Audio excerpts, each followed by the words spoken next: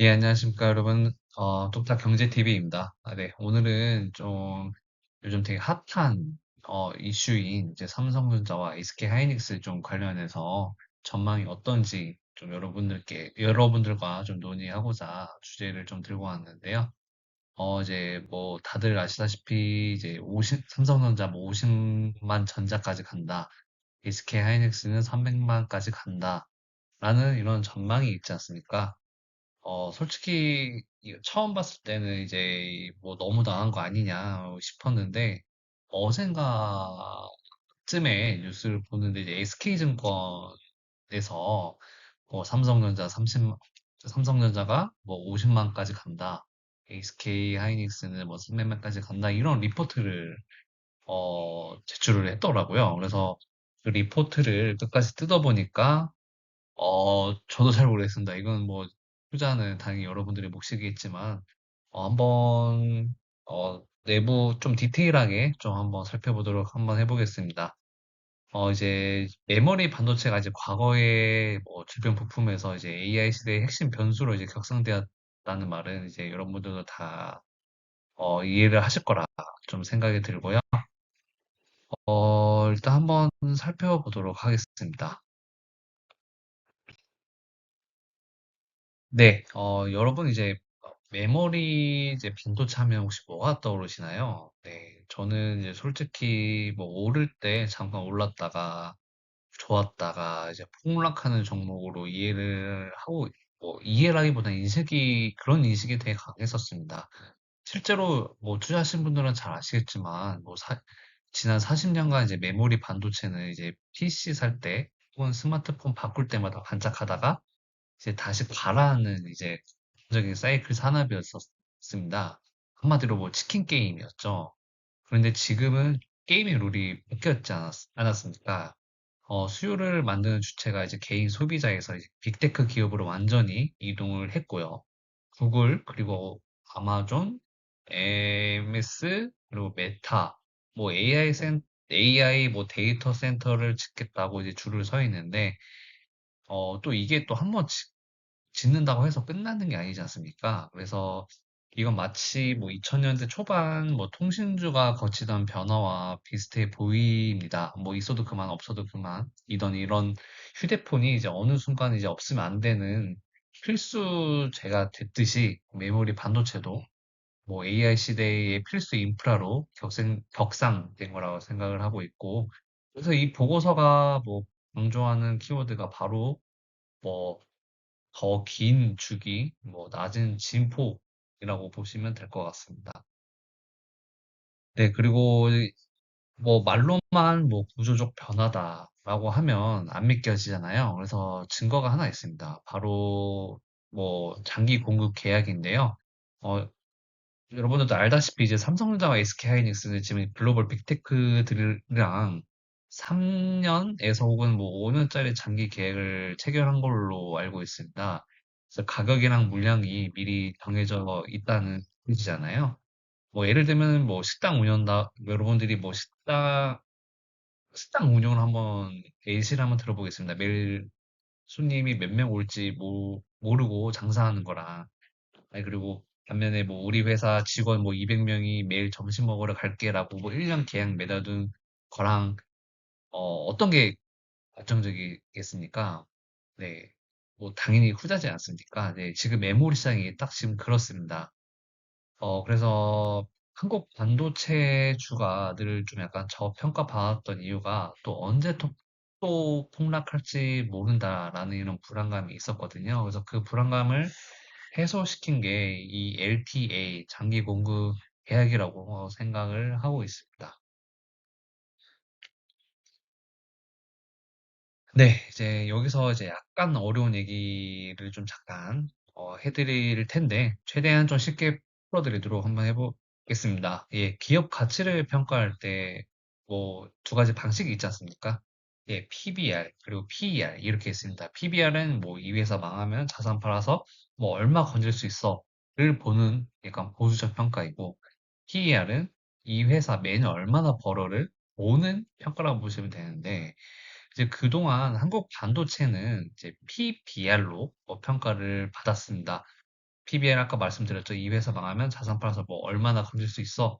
이렇게 보시면 되겠고, 그래서 이제 한국 반도체가 이제 사이클 산업이니까 언제 적자 날지 모르잖아요.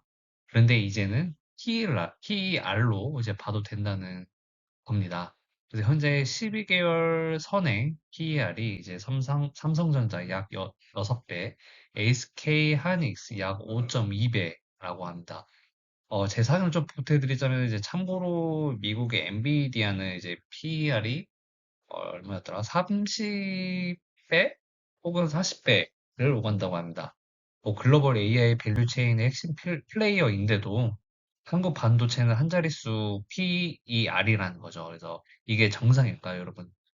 그러니까 저는 솔직히 좀 비정상이라고 봅니다. 저평가가 좀 심하게 들어간 걸로 저는 그렇게 생각을 하고 있습니다. 예, 그 목표 PER 10에서 13배 적용의 합리성.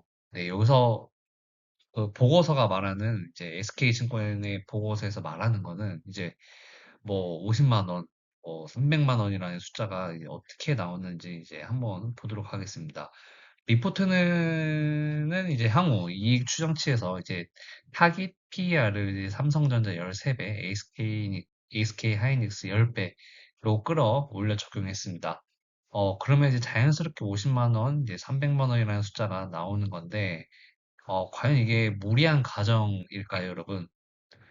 저는, 물론, 개개인마다 좀 약간 이견이 있겠지만, 저는 좀 무리한 가정이 아닐 거라고 좀 생각이 듭니다. 일단, 아까 앞서 설명드렸다시피, 장기 공급 계약으로 현금 흐름이 이제 튼튼해졌다고 이제 생각을 하고, 그리고 AI 생태계 내에서 메모리 반도체의 위상이 격상이 됐는데, 이제 글로벌 AI 밸류 체인 평균 PER 30에서 40배에 비하면 13배 혹은 10배는 오히려 보수적인 숫자라고 저는 생각을 하고 있습니다. 그래서 솔직히 좀 말씀을 드리자면 이 타깃 PER도 저는 약간 보수적이라고 보고요. AI 인프라가 정말 폭발적으로 성장한다면 한 단계 더 올라갈 여지도 분명히 있다고 생각합니다. 그리고 다만 이제 한국 시장 특유의 코리아 디스카운트가 완전히 사라지지 않을 거라는 점도 함께 고려해야 될 것 같습니다. 그리고 이제 목표 주가가 이제 2배 가까이 뛴 이제 가장 직접적인 이유는 이제 바로 이제 상상을 초월하는 이익 전망치 상향입니다. 그래서 2027년 기준 영업이익 전망이 삼성전자는 494조 원, 그리고 SK 하이닉스는 이제 376조 원입니다. 이게 시장의 기존 컨센서스를 18%, 15%나 뛰어넘는 수치이고요. 이 숫자가 의미하는 건 이제 단순히 더 많이 번다가 아닙니다. 이번 AI 메모리 사이클의 이익 상한선, 즉, earning selling 자체가 대폭 높아졌다는 의미이고요. 솔직히 494조 원이라는 숫자가 처음엔 저도 믿겨지지 않았습니다. 근데 빅테크 이제 4사의 연간 카펙스만 합쳐도 4천억 달러가 넘거든요. 이 중 상당 부분이 메모리로 흘러 들어온다고 생각을 하면은 그렇게 비현실적인 숫자는 아닐 거라는 제 개인적인 생각입니다. 다만 이제 이게 뭐 어디까지나 전망이라는 점 잊지 말아주시기 바라겠습니다. 네, 그러면 이제 두 회사의 이제 삼성전자, SK하이닉스 두 회사의 기술적 무기를 하나하나 좀 살펴보도록 하겠습니다. 네, 먼저 이제 삼성전자입니다. 차세대 HBM4부터는 이제 HEDC의 두께 스펙이 775 마이크로미터로 다소 완화될 전망이라고 합니다. 뭐 별거 아닌 것 같지만 이게 이 삼성한테는 정말 큰 호재라고 합니다. 왜냐면은 이제 삼성이 새로운 하이브리드 본딩 기술 도입 없이 기존의 안정화된 TC, NCF 패키징 기술을 그대로 활용할 수 있게 되었다고 해서 이제 새 기술 도입 리스크 없이 빠른 양산 램프업이 가능해진 거라고 합니다. 네, 그리고 이제 삼성의 두 번째 무기는 이제 원C D램입니다. 10 나노급 6세대 공정인데 이제 경쟁사보다 이제 선제적으로 도입해서 이제 업계 최고 속도인 11.7 기가bps를 달성을 했는데 이제 데이터 센터에 들어갈 때 결정적인 에너지 효율까지 확보했다고 합니다. 그리고 이제 삼성의 진짜 무기는 이게 따로 있다고 하는데 바로 이제 메모리, 그리고 파운드리, 그리고 이제 패키징을 이제 한 번에 다 할 수 있는 이제 종합 역량을 갖추고 있다고 합니다. 그래서 HBM에 들어가는 로직 아이 설계부터 이제 파운드리 생산까지 한 번에 묶어서 줄 수 있는 회사는 전 세계에 삼성 단 하나뿐이라고 보시면 될 것 같습니다. 어, 제 개인적인 생각은 이게 빅테크 입장에서는 이제 원스톱 솔루션이 가능하니까 그동안 삼성의 종합 반도체 역량은 좀 복잡하기만 하고 시너지는 없다는 평가를 받아왔었거든요. 이제 AI 시대에는 이게 완전히 게임 체인저로 작용할 수 있다고 저는 생각을 하고 있습니다. 그래서 2027년 이익이 아까 뭐죠? 494조 원. 이게 전망의 핵심 근거라고 저는 그렇게 생각을 하고 있습니다. 네, 이번에는 SK 하이닉스입니다. 솔직히 말해서 이제 지금까지 HBM 시대는 이제 하이닉스 시대였다고 보면 되는데, 이제 HBM3와 HBM3E 시장에서 점유율 약 70%를 차지하고 있습니다. 뭐 거의 독점 수준이나 다름없잖아요. 이제 엔비디아가 이제 SK 하이닉스 없이는 GPU도 못 만드는 얘기가 괜히 나오는 게 아닙니다, 여러분들. 그래서 이 자리를 만든 건 이제 독자 기술이 이제 뭐 MRMUF 이제 패키징 공법이라고 불리는 기술이 있는데 이제 이걸로 양산 수율을 안정적으로 잡았고 향후 HBM4도 출하량의 절반 이상을 차지할 전망이라고 합니다. 네, 그리고 여기서 이제 또 다른 이제 흥미로운 포인트 하나를 좀 알려드리겠습니다. 이제 웨이퍼 싱크 현상이라는 건데요. 이제 HBM 만들 때는 일반 D램보다 웨이퍼를 두 배, 혹은 세 배 더 쓴다고 합니다. 그래서 뭐 HBM을 많이 만들면 만들수록 일반 D램 공급이 부족해지는데요. 결과적으로 일반 D램 가격까지 같이 올라간다고 합니다. 이게 좀 약간 황금 같은 구조인데 이제 HBM으로 좀 돈을 벌고 일반 D램으로 돈을 벌고 거기다가 그동안 적자였던 낸드까지 AI 서버용 eSSD 수요 폭발로 흑자로 좀 돌아서고 있다고 합니다. 이제 뭐 삼중 호재이죠. SK 하이닉스 입장에서는.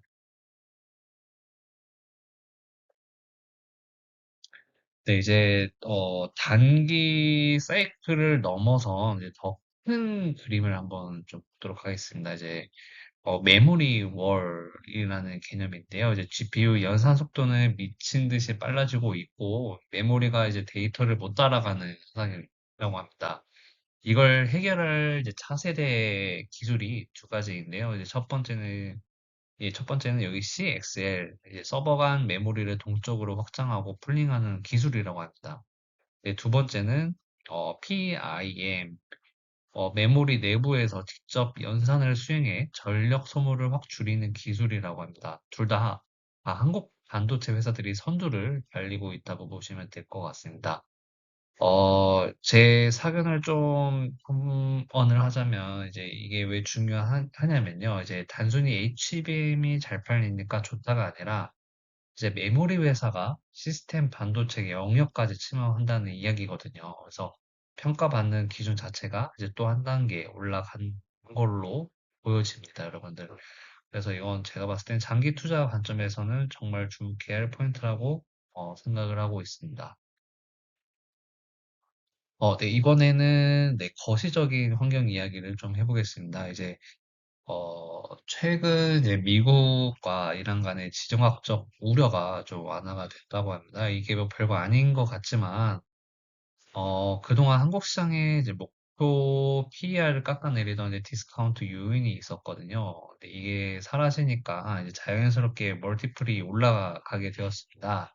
그리고 여기에 더해 진입 장벽이 높은 이제 메모리 과점 시장 특성상 이제 글로벌 자본이 한국 반도체를 이제 AI 시장의 안전지대로 좀 보고 있어요. 그래서 외국인 자금이 집중적으로 좀 들어오고 있는 상황이라고 합니다.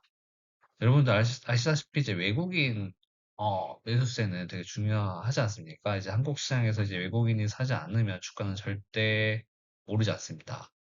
지금은 외국인이 뭐 한국 반도체를 사고 싶어서 사는 상황이잖아요.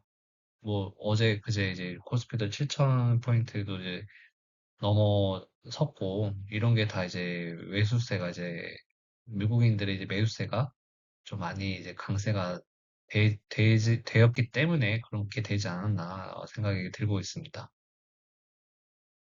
네, 그리고 지난해 HBM 공급망의 가장 큰 고민이 혹시 무엇인지 아십니까, 여러분들? 바로 이제 TSMC의 이제 뭐, 뭐 어떤 부품의 캐파 부족이었다고 합니다. 왜 이거 어떻게 읽을지 모르겠지만, 이제 COWOS, 이게 캐파 부족이었다고 합니다. 저도 정확히 이게 어떤 용도인지는 잘 모르겠지만, 네. 그래서 엔비디아가 이제 GPU를 조립할 때 2.5D 패키징 라인이 부족해서 이제 HBM을 아무리 만들어도 결합할 데가 없었다고 합니다. 이제 그런데 이제 지금은 이제 TSMC가 이제 설비 투자를 급증시키고 있다고 하고 인텔과 이제 삼성 파운드리까지 이제 적극적으로 나서면서 병목이 이제 풀리고 있다고 합니다. 이제 뭐 HBM은 이제 캡 한계에 이제 갇혀지지 않고 이제 생산하는 족족 매출로 연결되는 환경이 이제 마련되었다고 보시면 될 것 같습니다. 저는 이게 중요한 포인트라고 생각을 하고 있고요. 그동안은 만들어도 못 팔던 구조였다면은, 뭐, 이제는 만들면 무조건 팔리는 그런 구조로 바뀐 거라고 보시면 될 것 같습니다. 매출 가시성이 완전히 달라지게 된 거고요. 그래서 이제 494조 원, 그리고 뭐 376조 원이라는 영업이 전망이 가능해진 이제 핵심 배경이 이거라고 좀 생각을 하고 있습니다. 네, 그래서 하이브리드 본딩 도입 시기 조절. 여기서 또 하나 좋은 소식이 하나 있습니다. 바로 이제 칩을 바로 붙이는 이제 고난도 기술이 이제 하이브리드 본딩 도입이 늦춰지고 있다고 합니다. 이제 원래는 이제 HBM4부터 필수일 것이라 우려했는데 이제 두께 규격이 좀 완화되면서 기존 뭐 TC, NCF 그리고 MR, MUF 공법을 개량해서 사용할 수 있게 되었다고 합니다. 뭐 하이브리드 본딩은 뭐 HBM4 이후로 미뤄질 전망이라고 합니다. 이게 뭐 어떤 의미냐면요. 이제 새 기술 도입에 따른 이제 카펙스 부담과 수율 리스크가 줄어든다라는 뜻으로 해석하시면 되겠습니다, 여러분들. 뭐 검증된 기술로 더 오래 돈을 벌 수 있다는 뜻이고요.